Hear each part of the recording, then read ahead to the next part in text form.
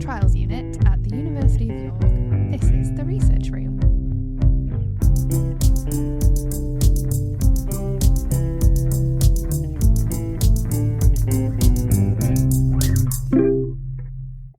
Hello. Hello. Welcome to the Research Room with me, Lucy Ather. And me, Janine Healy. And today we have our final instalment of our mental health mini-series. So we've got a final mental health episode and we're joined by Dr. Liz Littlewood and Professor Simon Gilbody. Welcome to the Research Room. Hello. And today you're going to be talking about your project, BASIL, which we actually both worked on BASIL. We did. So we might know some of the answers. Don't test us though. Not sure if we will. If we'll remember. And you've got a mini-series, so you're saving the last till best. Exactly. Of course. Saving the best for last. Finishing on a high. So could you introduce yourselves for us? Hello, I'm Simon Gilbody, and by trade, I am a psychiatrist and a cognitive behavioural therapist. So I've worked in the NHS for about 25 years or so, and here at the University of York, I am the Professor of Psychological Medicine. So we try to understand the mental health of the population, and most importantly, we try to identify ways in which we might improve the mental health of the population by using very brief forms of talking therapy, and we test that out using large-scale randomised control trials, which is what we're here to talk about today. Fantastic. Welcome. And welcome back, because you have been on the podcast with the ARC conference episode that we did. So Very true. But this time you're properly in the research room. In the research room. Yeah. And Liz? Hi, yes, I'm Liz Littlewood. I'm a research fellow in the Mental Health and Addiction Research Group here at the University of York, and been here for about 15 years now, pretty much working the whole time with Simon, and primarily been involved in helping to design and evaluate brief psychological interventions to help people's mental health and well-being. Fantastic. And you were the trial manager on the project we're going to talk I about was a today. program manager. Program yes. manager, yes. Or trial manager, yeah. Different names, you see. York Trials Unit call it trial manager. Well, Yeah. no, because BASIL was part of a program. It wasn't just a single trial. Yeah, was that's it? right. So you're here to talk about BASIL, but could you tell me what the long name of the project is? So BASIL stands for, and I know what you do with your acronyms and your ratings. Yeah. So I think this is Yes. pretty good. And it was Simon, but it's behavioural activation in social isolation. Oh. So pretty much BAS. Yeah, it's quite L a from good, the quite a isolation. good acronym. Real and I like words, that it's real quite, acronym. yeah. And I like that the long name actually is quite short Yeah. compared to a lot of them. Yep. Sometimes some of them go on and on and on, but that's quite a nice, succinct long name. And then BASIL.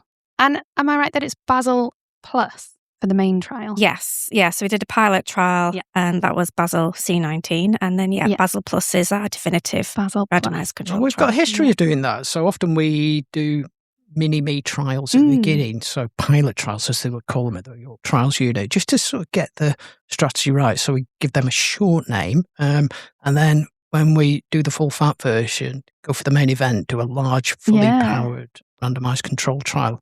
We've put a plus at the end just to differentiate the two. So it's the BASIL program. Oh, I see. We did a BASIL pilot trial, and then we did the BASIL Plus trial. Yeah, I like it. So what we do, we have a bit of a competition, don't we? And we Well, they know. Obviously, they've yeah. read up. Oh, Yeah, so you're prepared for us rating your acronym out of yeah. 10. It's going to be really hard, really, because What do you think? she's We're a just- bit biased as well. We're a bit biased, and also we just said that Simon came up with it, so we, Yeah. got She it. can't be too mean.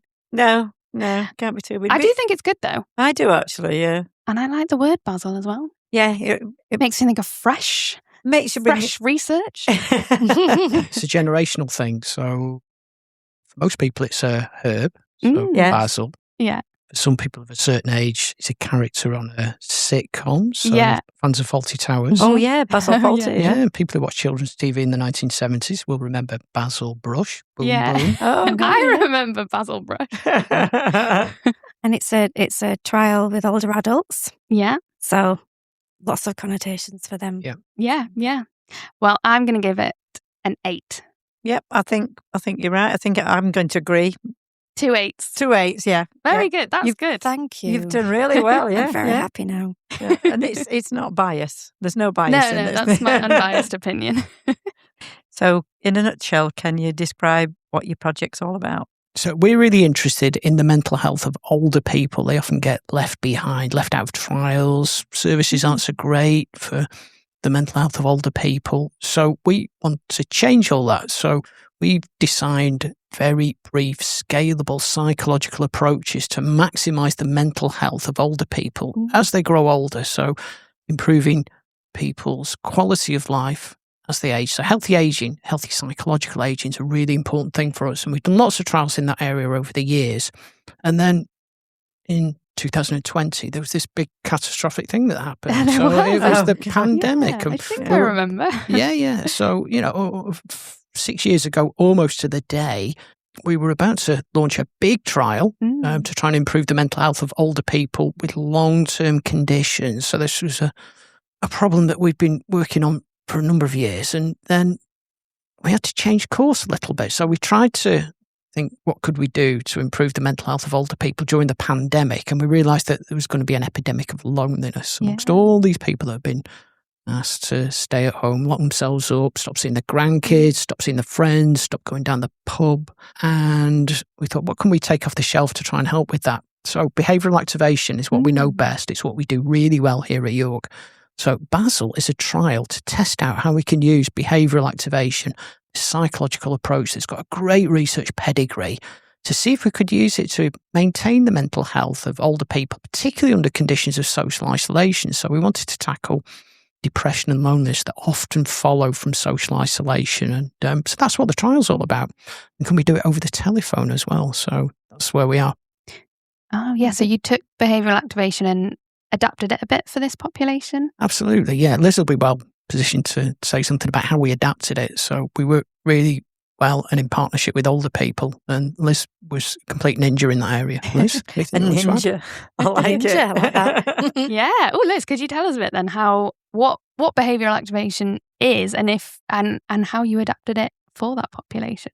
Behavioural activation is, as Simon said, a type of brief psychological support, low intensity, that really, at the core, helps people understand the link between their behaviour and their mood. And it's about trying to help people to re-engage with the world effectively and re-engage with activities that they perhaps might have stopped doing. And certainly when we think about the work that we've done with older adults, that's either because their physical long-term health conditions might prevent them from doing activities that they've enjoyed, or obviously in the pandemic, they might be able to go and do those activities. So it's about helping them understand what value they got from those activities and think about alternatives, for example, that they might be able to do that gives them that meaning in their life, and help them to understand the kind of cycle of, if you're kind of feeling down or lonely, you might withdraw from the world, disengage, and actually it's about helping them see that actually exacerbates the problem, and it's about helping them to think about what their activities and how that makes them feel, and then to reintroduce those.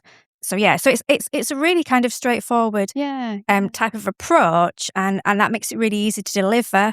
And we often use practitioners or support workers, we call them, that are trained specifically in behavioural activation. So part of our trials is we'll identify and train up people to help support the older adults through the intervention, and they can be from any background. So you doesn't need anyone with mental health training. Actually, it's really beneficial. They'll bring lots of different experiences. Yeah. That's the strength of it, isn't it? Yeah. The fact that you can just you can train anybody from any profession rather to be able to deliver it.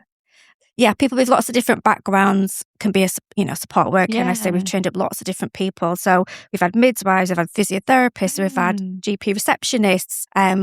We've obviously had people with mental health backgrounds as well, but a whole range of backgrounds. And I think that is one of its strengths, like you said, Janine. And that also makes it much more cost effective and the potential for being scaled up and rolled out much more wider because it's cheaper to deliver.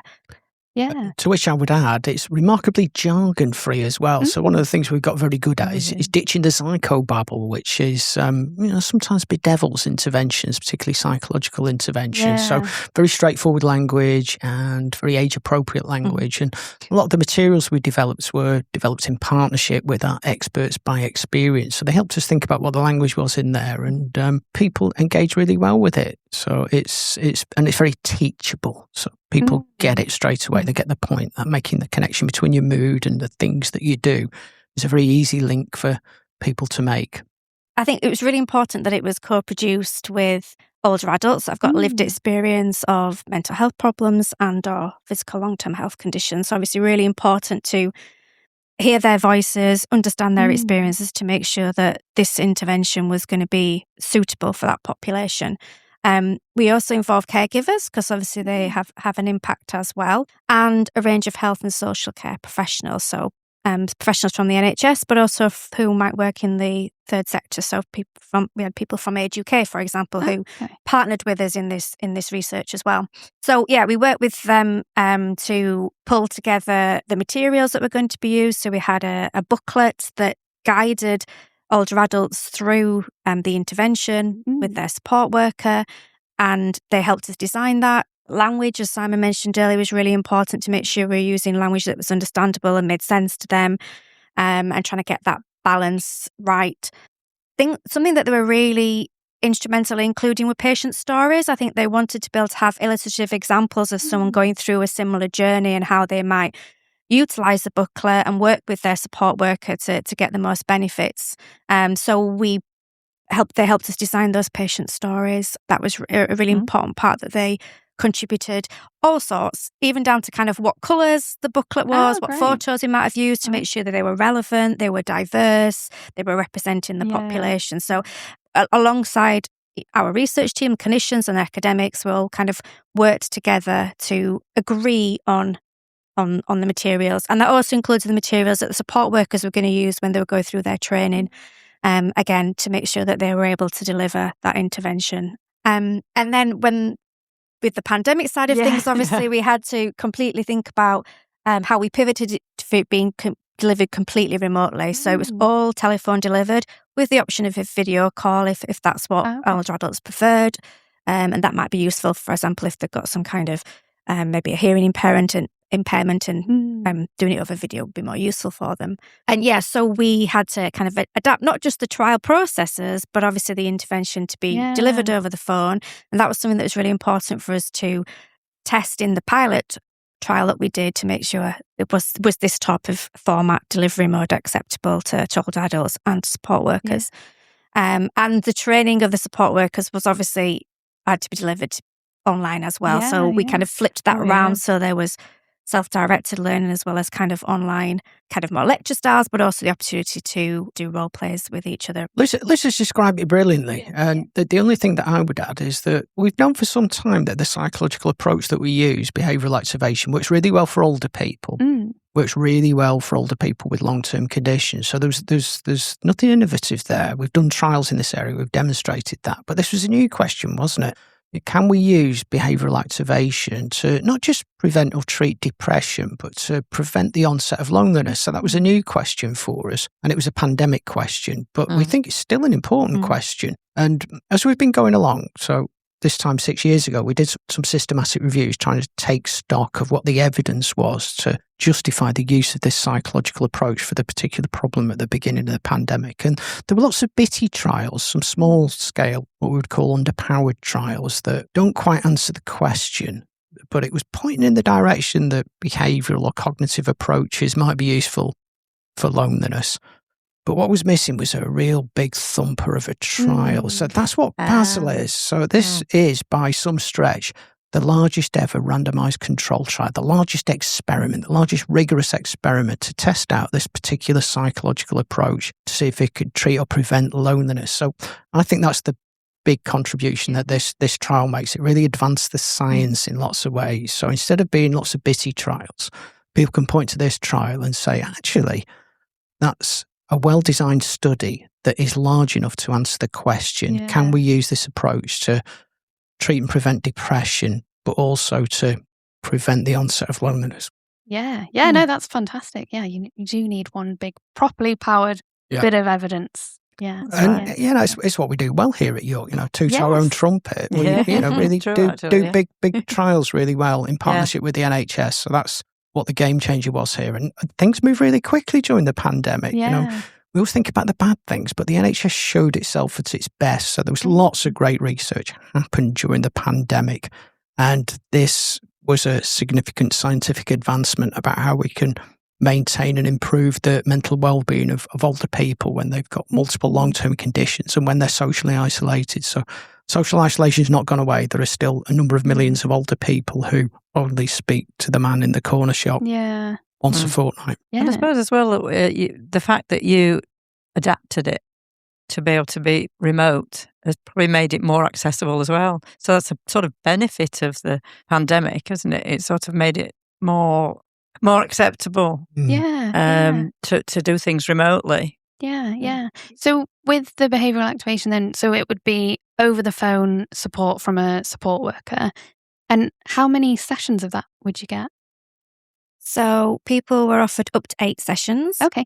So that was the maximum they could have. And the first session was normally a bit longer, so it was an hour. Obviously, there's lots of getting to kind of build up that rapport. And then the remaining sessions were up to 30 minutes. So it's brief and obviously focused. Yeah. And they'd have the booklet as well, so they'd work through that. Yeah, together. So they worked through the booklet, and there were 6 stages in the booklet. Oh, yeah. And they would work through them. And I think one of the other benefits of this is that it can be tailored to suit an individual's needs and circumstances. So there were stages, but actually it might be that some people did them not from 1 to 6, that they might do them in slightly different orders, or maybe even skip some stages if they weren't perhaps as relevant for them. And I think that's another key of behavioural activation is that you can make it flexible and adapt it to support and best meet people's needs. Yeah, no, that sounds really good. Really flexible is always a good thing. There's a phrase we like to use, and we can come up with very complex psychological explanations for why this worked, but doing more stuff and being connected with more people is good for your health, good for your mental health, and good for your physical health. And that's one of the basic tenets of behavioural activation. Yeah. When you boil it down, that's the kind of main point. Yeah, it's a nice little snippet, isn't it, to put out there. Fantastic. Yeah. No, it's a really good, I mean, again, we're a bit biased because we worked on the trial. But it's a really nice intervention, and it's light touch, but still really, well, I hope effective, but it feels really effective, even though it's not a kind of really intense sort of psychological therapy. And you went for, so it's older adults. Is that what age would be classed as an older adult? So 65 years. 65 and over. Yeah. So people at 65 years and older were involved. And could you tell us a bit, so obviously we want to help older adults with loneliness and depression. Could you tell us a bit more about loneliness and depression and how much of an issue it is in that population? So loneliness is really common. A number of millions of older people in the UK are socially isolated to the extent that they've only spoken to the person in the corner shop in the last 2 weeks. So it's really quite difficult statistic to comprehend that. So, if you think yourselves into the lives of people who are that socially isolated, you can imagine there's going to be an impact both on your physical health and your mental health. And there's lots of research coming out, particularly over the last few years, that have tried to quantify that. So the statistic that's often rolled out is that loneliness is as bad for your health as smoking 15 cigarettes a day. Yeah, so it's really bad for your physical health. And we know it's really bad for your mental health as well. So it pretty much doubles your risk of depression. And depression is really bad news. So depression is a miserable condition. We can't make light of it. And some people are at more risk of depression than others. And lonely people, particularly lonely people with long-term conditions, are particularly at risk of depression. So we were interested, could we prevent the onset and the acceleration of depression in this high-risk group? And depression is really important. It's worth treating in and of itself, but it's also, this isn't spoken about quite so much, but it's also a silent killer. So it significantly increases your risk of heart attacks and of strokes.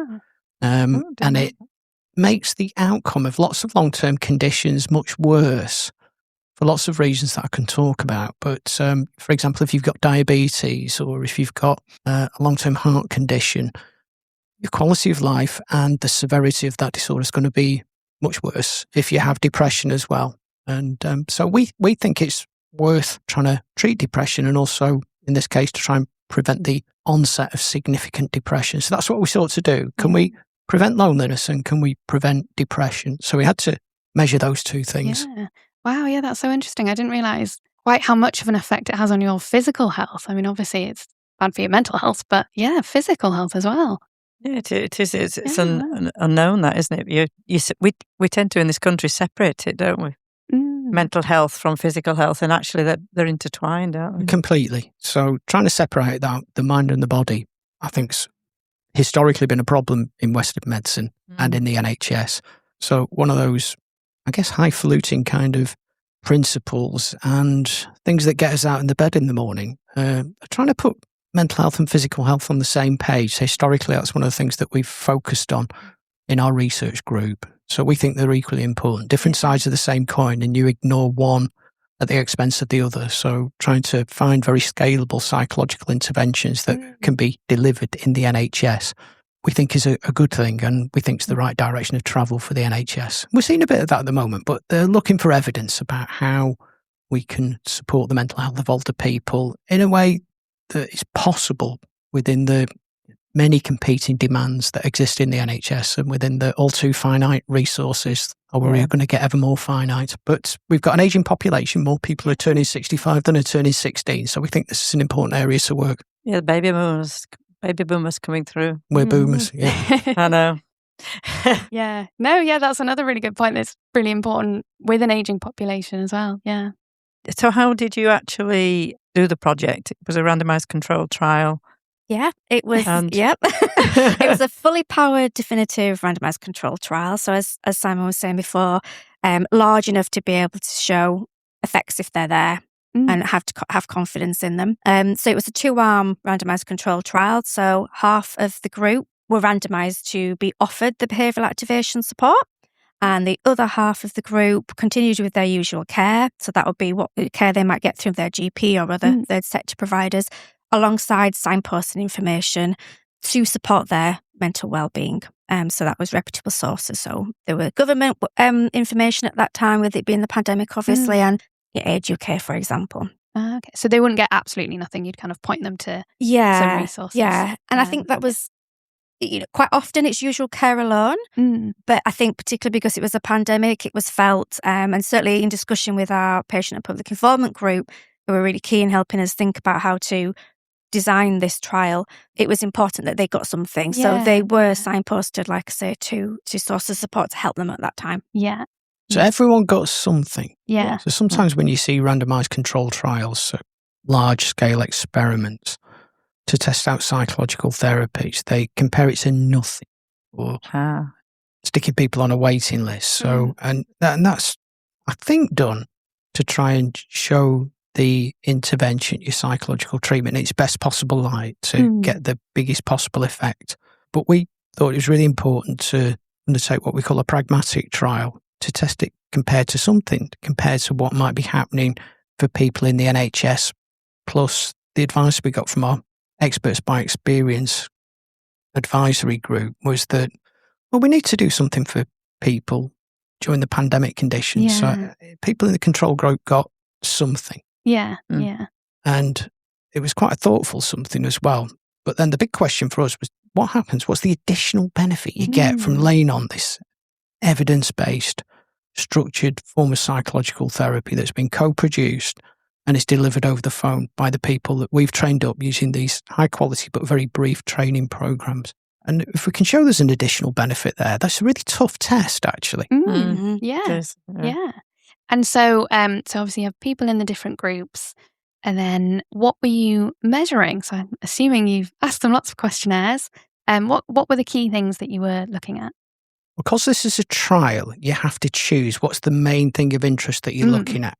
And we spent a bit of time thinking about this. So the two important things for us were loneliness and depression. So not best practice to do both, but you've got to choose which is your most important. So we decided depression is probably pretty important here. It's a well-established condition.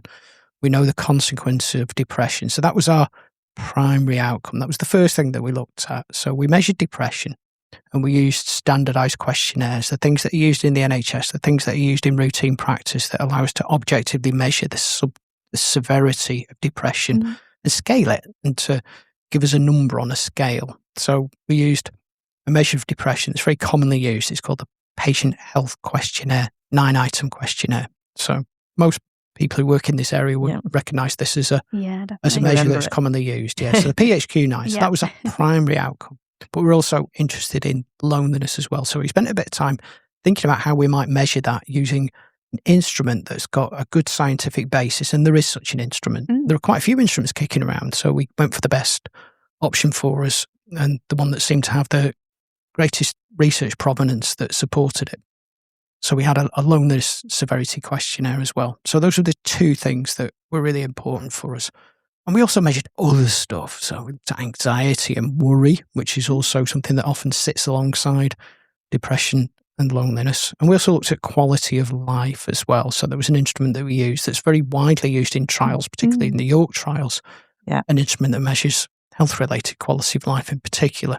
So that was another important outcome for us. And we also looked at what medications people were doing. We were really interested in engagement as well, so a process measure. Liz, did you want to say anything about the way in which we measured engagement? So we obviously kept a record of how well they engaged with the intervention sessions themselves, in terms of how many sessions they attended and the length of them, etc. And then we also did process evaluation. So we did interviews with lots of older adults who were offered the intervention.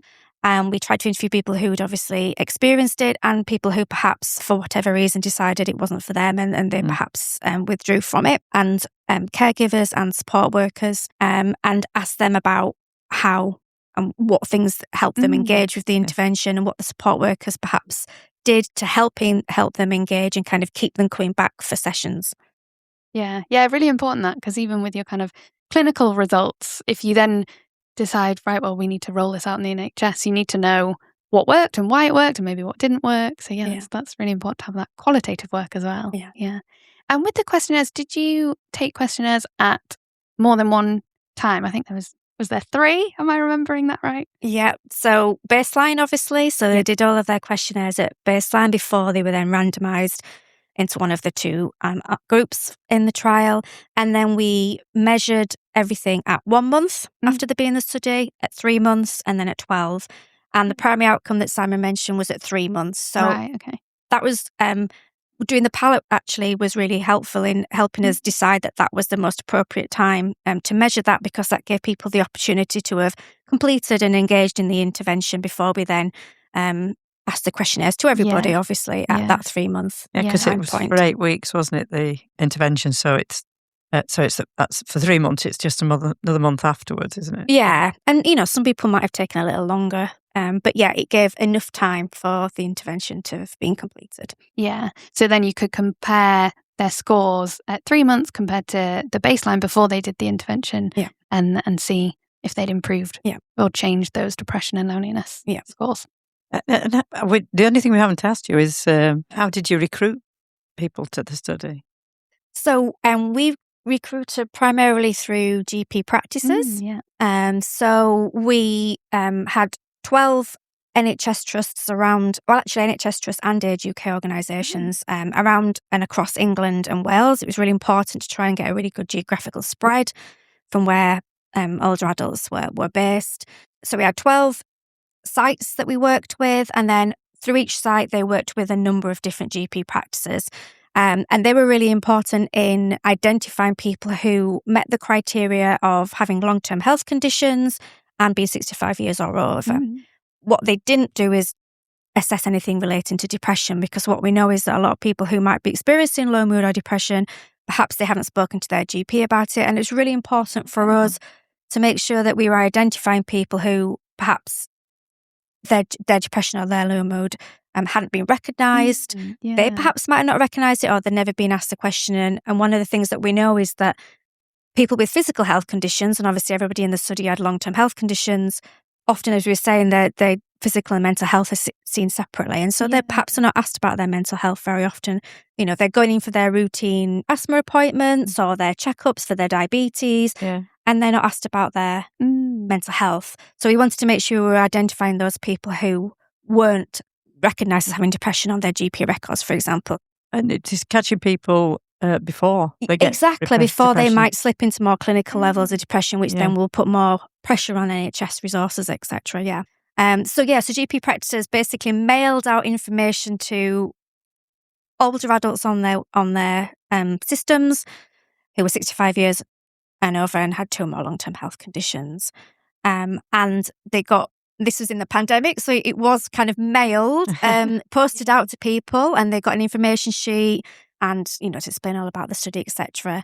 And then members of the GP practice team would give them a quick call to see if they might be interested in the study. And that worked really well for us in the pandemic, to have that contact with the GP practice. And I think that really kind of helped people to feel and understand the study. But also, one of the things that our patient and public involvement group were concerned about was scams, and particularly during the pandemic. And having it through their GP practice and then being contacted by someone from the GP practice, I think really gave it some there's provenance and some credibility. Yeah, they could be a bit more confident that it's not a scam, it is coming from the GP practice. Yeah. It's a legitimate trial.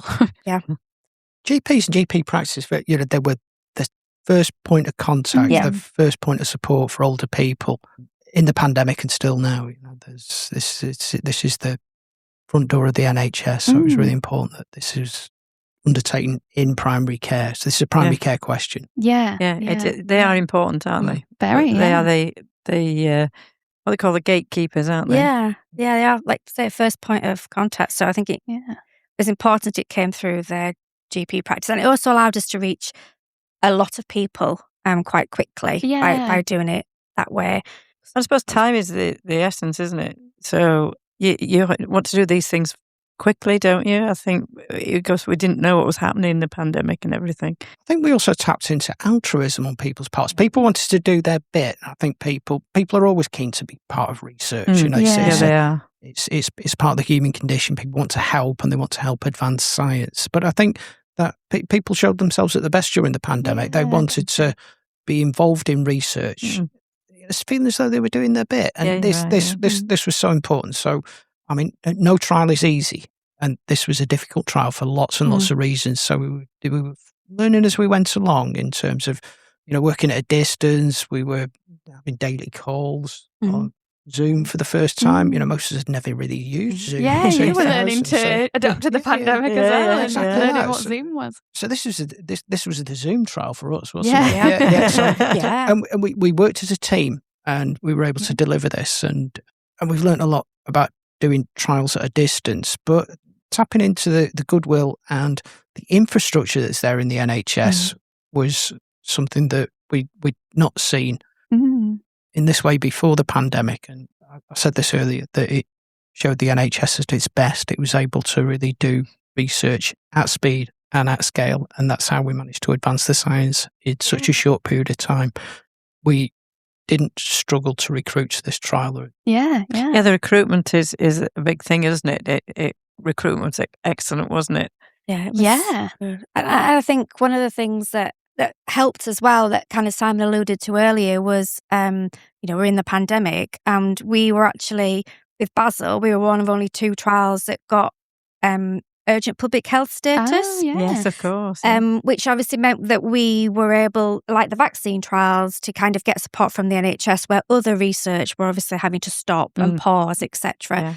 And so research sites were really eager and keen to be involved in this. We had so many expressions of interest for being a research site. We had to select, we kind of got over 60. Which for mental health trials is quite unheard of. But the NHS, they turned things around, and they made research happen in a way that perhaps, certainly from a mental health point of view, in my experience, I'd never seen before. And I think it just goes to show that when we really need to do something, we can make it work. And actually, there've been lots of benefits of doing remote trials. We had to get online consent, which is something that hadn't normally been done before, and we worked with our research ethics committee, our NHS research ethics committee, to agree on a on an appropriate way to do that, in a way which, still protected participants and made sure that, they knew what they were consenting to, but that allowed us to run that trial where we couldn't do written consent anymore because of, certainly at the outset, the huge pandemic restrictions and lockdowns, etc. Yeah, because I suppose we hear about projects done at this time quite often they would have to stop, and the pandemic was a really bad thing for research. But actually, for this project, we were able to learn a lot. Basically, because you adapted a lot. Yeah. We did a lot of pivoting. Pivoting, as Simon calls it, pivoting, don't you? It didn't happen by accident. That there was a lot of strategizing went on within the team. Liz is an expert strategist.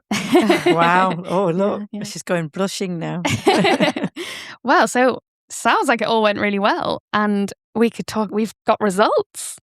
Maybe we could talk a bit about the results. So, how many people did you get into the trial in the end, and what results do we have? The numbers are Liz question. You do the to-do moment. You tell them what we found. How many we got, and what the main results were. Okay, I'll give you the headline, and Simon can go into the more detail. So we were aiming to recruit 392 older adults, and we over-recruited. Wow! I know. We got 435. Wow! So and we had really good follow-up rates. So we had really good power to be able to run the analyses. Headline findings is that the intervention worked. It was a success. Fantastic. We helped to reduce depression at 3 months, which was our primary outcome, and also emotional loneliness. And that was a biggie because, like I say, we were the largest trial to look at loneliness. So it was effective at the behavioural activation, helped people reduce their depression and their loneliness compared to people in the usual care group. But I'll pass over to Simon because I'm sure he's got more details. Before you do, can I just ask what emotional loneliness is? So it's the aspect of loneliness that is most affected by your emotional inner life and the emotional connections that you make with people. So that was the bit that was missing during the pandemic. So we allowed people to reconnect, and their levels of emotional loneliness were substantially reduced at 3 months. Yeah, wow. And there was some evidence of a sustained benefit at 12 months, but it was really there at 3 months. That was the main finding. We managed to buck the trend. We managed to prevent the escalation of depression and to do what we'd hoped to do all along, and that was to reduce the levels of loneliness. So the intervention on its own terms worked, and we saw this double benefit of depression and loneliness. So we like to talk about the double benefit. Yeah. There was also an improvement in quality of life, and we saw some evidence of effect in terms of anxiety as well. So anxiety is often left out of the conversation. So we always think about depression. This was power to detect depression, but there was a signal of effect for anxiety. And we think it helped with ruminative anxiety. So instead of ruminating at home, worrying about stuff, people were able to do stuff. So making some phone calls, speaking to members of their family, reconnecting, we think was good for people's levels of worry as well. Wow. Fantastic. Brilliant. Yeah. That's really good to hear that it worked. I feel like quite often we don't get such really clear positive results from trials. Sometimes they're a bit, kind of, I don't know, what's the word, a bit. Yeah, vague. Sometimes it can be a bit vague, but sounds great. This sounds very, very positive. It was very positive in the short term, which was our primary outcome, where we were looking for an impact. But the challenge with psychological therapies is stickability. Can you create a sustained benefit? So there was a sustained benefit at 12 months. So this was a long-term outcome that we managed to shift, but really only in terms of depression. There was some flicker of effect there for loneliness, but it wasn't as strong as the impact that we got for longer-term outcomes in its ability to prevent the escalation of depression at 12 months. So that was an interesting effect. And the challenge is always going to be for psychological therapies, how do you sustain that benefit? How do you maintain change and maintain benefits in the longer term? So we've gone away and thought about that a bit. That's another research question for another day and perhaps another research team. But how do you do top-ups? How do you maintain change? You can shift things in the short term. How do you maintain them in the long term? So that's the challenge for the NHS. That's a future research question. But Liz also spoke about all the process measures that we looked at. So what was it that changed in people's lives? What was the benefit that people saw from this intervention? And there were lots of them. So people really enjoyed the practical nature of the intervention. The doing stuff rather than keeping diaries all the time was really helpful. The staff who delivered it really enjoyed the experience, and the people who received the intervention felt very positive and listened to. They were able to make big changes in their life, and they gave us some great examples of that. We also got very high levels of engagement as well. So often people drop out of psychological therapy. So the dropout rate, the engagement isn't always as high as people hoped or assume. This will have the figures to hand, but they're over 90% engaged with it at the first phone call, and then a substantial portion of them were still there. So, Liz, do you want to give them the engagement results? Yeah, like you say, it was really good. So 91% did at least one session. Yeah, that's great. And 64% did 5 or more sessions. So, and that's really good in engagement, and is similar to, if not slightly better than, for example, you might get through NHS talking treatments, where people again have high dropout rates. And on average, people completed 5.2 out of 8 sessions. So not everybody would need to necessarily do all 8 sessions to feel like they've completed it. It might be actually by 5 or 6 sessions, they've got everything that they need out of it. So not doing all 8 sessions is not necessarily a bad thing. Yeah. But on average, 5.2 sessions completed. And I think, like Simon was saying, one of the key ingredients, I think, when we've spoken to particularly the older adults, was that combination of having the support worker there who listened to them, gave them the time, had taken notes and reflected back on things that they'd spoken about previously. So they felt listened to. The booklet was really, really helpful. And the delivery of the intervention through the telephone was seen as acceptable, both to older adults and to support workers. I think perhaps support workers were a little bit reticent at first because they were all used to face-to-face delivery of support and seeing patients face-to-face. But actually, they felt that it was really useful. And a couple of the things that older adults said was that it allowed them to feel like they could speak more freely because they were a little bit anonymous, I guess, in some respect, because it was over the phone. The telephone. And they were able to maybe open up a little bit more. And they, I guess, a couple of take-home messages, I guess, really, is that combination of the booklet, the support worker, and telephone delivery was really highly effective and really helped older adults to engage. Also, the feedback that we got was that it gave older adults the language that they needed to help discuss their mental health problems with their family, which perhaps they hadn't done before. They didn't want to appear to be a burden. I think often older adults feel they might be a burden to their families if they talk about how they're feeling, particularly if it's about being lonely and depressed. But it helped them give them that language to be able to open up those conversations. And I think the other thing that came out of it, which I think is really interesting and important to say, is that the pandemic exacerbated rather than caused their loneliness and their isolation. So it was there before for a lot of people. And that's really important to highlight that, yes, the pandemic, increased loneliness, depression, etc. But for older adults, particularly perhaps those with long-term health conditions, they were lonely and isolated before the pandemic. It exacerbated it, and people spoke about that. And people are lonely and isolated now. There were no pandemic. I think the pandemic shone a light on loneliness and social isolation as issues and threats to public health. But touch wood, we're not going to get another anytime soon. Oh, yeah, I hope not. Yeah. These problems are still here, as you say, Janine. Yeah. And we now got better things in our back pocket that we can pull out to address the epidemic of loneliness, which is still there. Yeah. So we've moved the science on, and the science wasn't just for the pandemic. We think that the science is here for the post-pandemic world. We've been able to understand more about the impacts of loneliness, but more importantly, understand more about what we can do to mitigate the impacts of social isolation, prevent loneliness, prevent depression. Fantastic. And so, obviously, you've got some great results. What's next for the project? Are we able to implement this at all, or is that a kind of a bigger challenge for the future? That is the challenge, isn't it? So we've got great evidence for what works. The challenge for us now is how we mobilise that knowledge and generate impact and traction from the results of this trial. So we spend a lot of time speaking about this work. We've been thinking about how we move from knowledge generation to implementation. So there's a lot of work going on in this area. We're working with partners, particularly through the ARC, the Applied Research Collaboration that exists here in York. So we've been working with commissioners, and it's one of those things that spans health and social care as well. So finding the sweet spot for this in the NHS and in social care is the challenge for us just at the moment. So we're spending the time trying to think on what it is that's valuable for this and which pain points this addresses for the NHS. So coming towards the middle of 2026, and the NHS is at the threshold of its next 10-year plan. So there are 3 shifts for the NHS. So the NHS is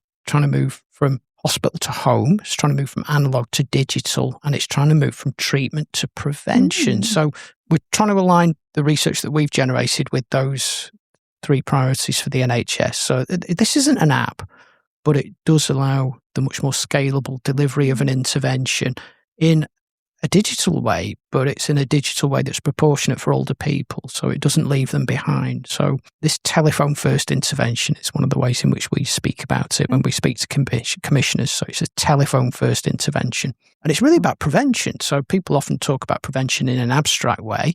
We've actually got some concrete ways in which the NHS could prevent the onset of mental disorders. So things like depression. We can prevent loneliness as well using this approach. So this works. This is a proper evidence-based approach to prevention.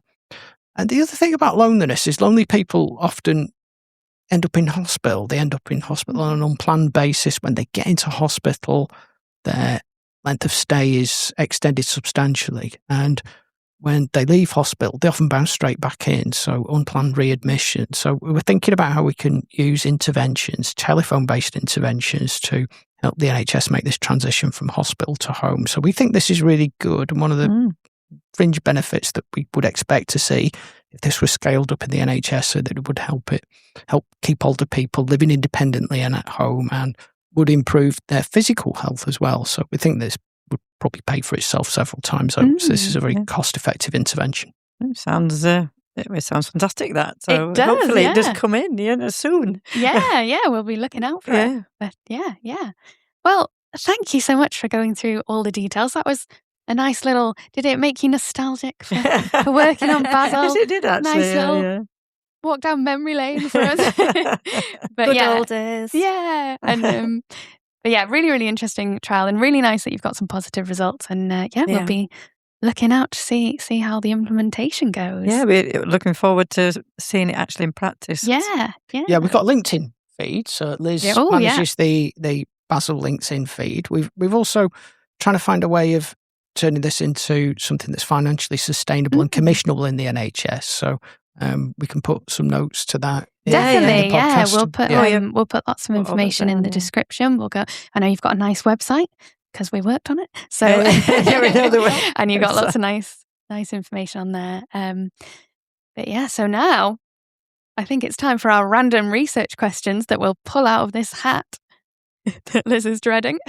It'll be fine, Liz. We'll pull out the one you've prepared for. Don't worry. What's your favourite part of your research? Oh gosh, that's a big question, isn't it? It's a nice one because it is you a can nice just one. pick something nice. I feel like there's 3 prongs to my answer. Is that allowed? Yeah, of course. Yeah. Anything's allowed. For me, sorry, Simon, I've kind of gone first, but it's the fact that we're hopefully helping older adults. Yeah. Full stop, but also particularly when we're helping them through the pandemic. So, we're doing this research because we want to help people and we wanted to be able to support their mental well-being. So that's number 1 for me. And then alongside that is our patient and public involvement team that have been with us from the outset. So we've been working there for many, many years. They're just so inspiring. They've been such a valuable part of this journey with us. And without their insights and their comments and their don't do it like this, do it like that, it wouldn't be what it is, what it was. So they've really contributed and kind of getting to know them and work side by side with them through all this time as a whole team. I think we've really benefited and really enjoyed that experience. And then the other is the team.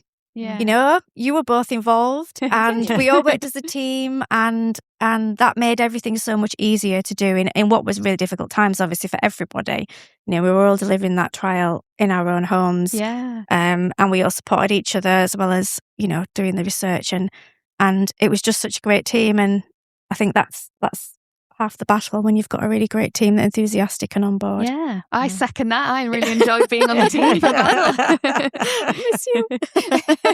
Have you been a fraud? I came in at the end. I wasn't No, in you the were pandemic. at the end. Team. Everybody plays their part. Everybody plays their part. You rang a lot of older adults up. That was really important. You did, a lot of the questionnaires.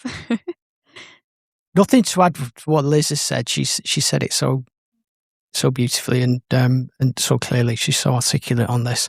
And you can tell that it's something that she's very passionate about. So I sometimes feel a little bit tearful when I think about the team and how we all pull together. And I don't know, I was quite humbled by the fact that people went the extra mile. And we've all got a skill set in the team that we're part of. So I've got things I'm good at, but there are plenty of things I'm not good at. And everyone just had a can-do attitude. So it was the whole was greater than the sum of the parts. So the team, it really brought it home to me how important team and collaborative working is. So that's the thing that's there for me. Yeah. That's when you also said about the patient public involvement group. They are really important in research, and you had a particularly good one from what we've experienced, haven't we? Yeah, definitely. What advice would you give to someone starting a similar project? So planning's everything. Get the team together, have a brilliant team, and make sure that you've all got a common purpose, because you've got to jump together. So I think the team building bit, they're the basics that you can't do a work around. Those would be the main things for me. And don't rush into this. Take a little while to plan it, because a small amount of planning means that the delivery is always going to be more likely to be successful. Yeah. Always have a plan B as well. So things don't go right. Think about how you're going to pivot. So Liz has used that phrase a few times. And it's a phrase we didn't use before the pandemic. So we pivoted a few times with this. So, be humble and be willing to change your plans. Always have a plan B. Plan for failure as well. Yeah. So, pivot. Always reminds me of Friends, when we were trying to get around the corner. Pivot. Good advice. Yeah, it is actually really good advice. I completely agree about teamwork and being flexible and adaptive and having those plan Bs, Cs, Ds and working as a team. And I guess the other thing as well, you're working with lots of different partners. So you've got your research team, but, you're working with lots of different partners. We had lots of different NHS trusts involved, with different Age UK organisations involved supporting this.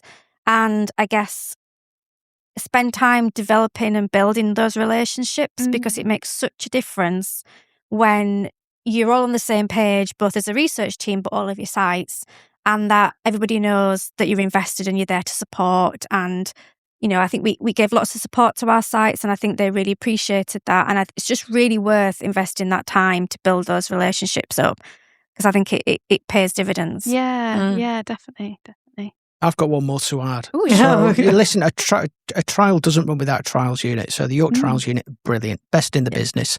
If you want to do a trial, you can work with no one better. So the York Trials Unit, we're part of the team, and we benefit from that really strong partnership we have done over a number of years. So you can't sidestep the mechanics of running a good trial and all the methodological support that you get. So we have the best methodologists working on this in the business. Yay, shout out to York Trials. Of course. What's the most unexpected or surprising thing you've discovered so far in your research? What, in this trial? In this trial? On your whole of your research, actually, to be honest. Listen, I'm going to stick with this trial. So for me, it is the impact of loneliness both on your physical health and your mental health. Yeah. So that arresting statistics, people often stop me and say, I didn't know that, when I tell them that the impact of loneliness is as bad as smoking 15 cigarettes a day. Definitely. I didn't know It's that. a really arresting statistic, and it helps people move from the abstract to the concrete really quickly. To, smoking's that serious. Loneliness is serious. Okay, I can put those on the same page. So it really moves us towards ensuring that physical health and mental health are on the same page, a really clear statistic to articulate. And I think we could always use those in, as researchers, we often become preoccupied by the fine detail and minutiae, but having an arresting statistic that you can pull out your pocket to demonstrate the importance and the impact of your work, I think is something it's important to have that. Yeah, and I wish I'd have known that earlier. Yeah. That's a good one. Yeah, I mean, that is, I completely second that. I think the other thing for me was, and I guess we probably already knew a little bit about this from existing research, but I guess when you've kind of hands, on the ground liaising with people, is just how many older adults either hadn't recognised they'd got some kind of low mood or they were feeling lonely, who thought that was just part and parcel of their physical health condition. Yeah. And, oh, well, you just have to put up with it. And, and actually just how many people kind of responded like that.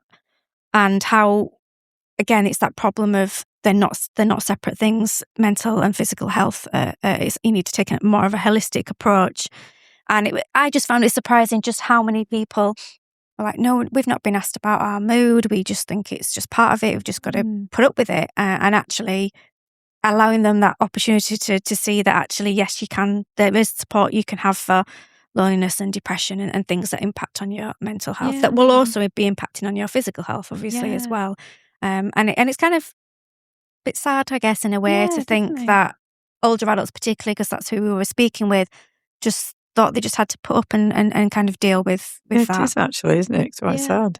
I think I was surprised. I'm just going to answer this question as well. Yeah. At how kind of acceptable the remote aspect of it was. I think particularly with older adults, it's quite easy to write them off a bit when it comes to kind of tech and think, oh, they're not going to want to do a video call or they're not going to want to consent online or anything like that. But actually, that wasn't really the case.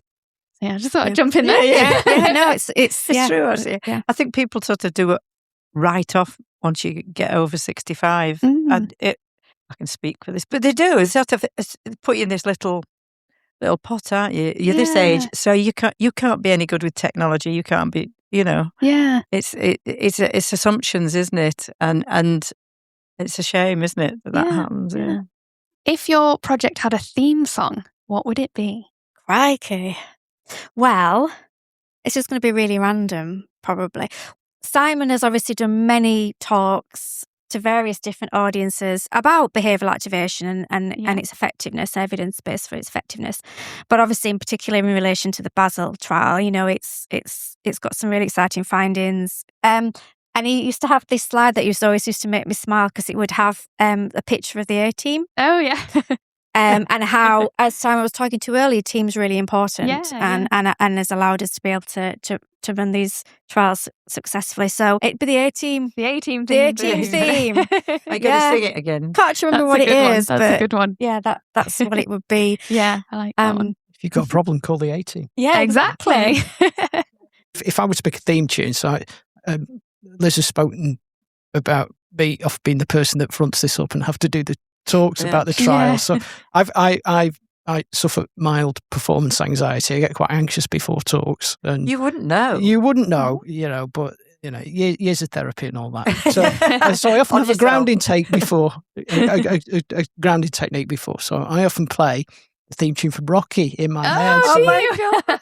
I have the tiger for me. I like these both, the A-team, and that's quite like a good one, isn't it? Yeah. Motivational theme tune. 100%. We're showing our age as well. Yes, probably. What was your dream job as a kid before you knew researcher was an option? It always makes me cringe. I wanted to be a dancer. Oh, really? Great. Yeah. I wanted to be a dancer. I didn't last very long at dancing school, so that didn't go so well. Did you have a favourite kind of dance? We did like ballet and we did tap, but we did, I guess, what would be more like contemporary. Oh, yeah. Without a name, not as contemporary as you see now, but Me and my sister went to classes and one of my good friends actually went on and got quite far in that world. But I really wanted to dance. Maybe that's why I love Zumba and ballroom and stuff and Strictly. Yeah. I think we've had a few people who said they wanted to be dancers. Maybe there's something maybe that's in it. Yeah, something to do with dancing and research. Yeah, if you want to be a dancer, go into research. You wouldn't necessarily align them, would you? No, but we've had a few. Simon, did you for me? okay. Well, I've explored alternative careers. So if you'd have met 15-year-old Simon, two things would have struck you. So he had peroxide hair and he was a punk rocker. So I would have been in a punk rock band, but my music career didn't really take off. And I also used to work in a restaurant, in a kitchen. So I used to quite like the vibrancy and the messiness and the busyness and of being in kitchens. So I had quite an advanced plan to be a chef. So if you'd have met 15-year-old Simon, he had a place at Manchester Catering College, which is a really cool futurist building. It's they used to be colloquially known as the Toast Rack. So it would have been and it's shaped like a toast rack. It's an interesting brutalist modernist building. So my alternative career would have been a chef, and I'm not that great a cook, and I don't spend so much time refining that, but that was my alternative career, and I think I would have been quite happy as a chef, actually. Yeah. You didn't go to catering college, clearly. Did my A-levels instead, and here I am. And here you are. Yeah. Oh, fantastic. Yeah, we're very happy you didn't become a chef and you went into research. True, actually. Oh, fantastic. Well, thank you so much for coming to the research room today. It's been really nice chatting to you all about BASIL and a really great project. Yeah. And we love having results that we can talk about. So that was really nice. And really positive results. And some really good results too. Thank you for your great questions. And, I'm honoured to be here with Dr. Liz Littlewood. We've got the band back together for this. Yay. Yeah, and having been able to chat with you guys who were both so instrumental in helping deliver BASIL. Yeah. It's like a little family coming back together. It is a nice reunion in the research room. It's a Monday morning. Yeah. Sun is shining. Oh, life is good. Lovely. Yeah. Oh, well, thank you so much. And we'll put lots of information in the episode description so people can go to your website and find out a bit more. And we'll put the papers in there as well so they can read the full-on academic paper. Yeah. Thank you. So, thank you very much. Thank you. Don't forget to like and follow The Research Room wherever you get your podcasts. And if you'd like to leave us a review, that really helps other people find the podcast. Does it?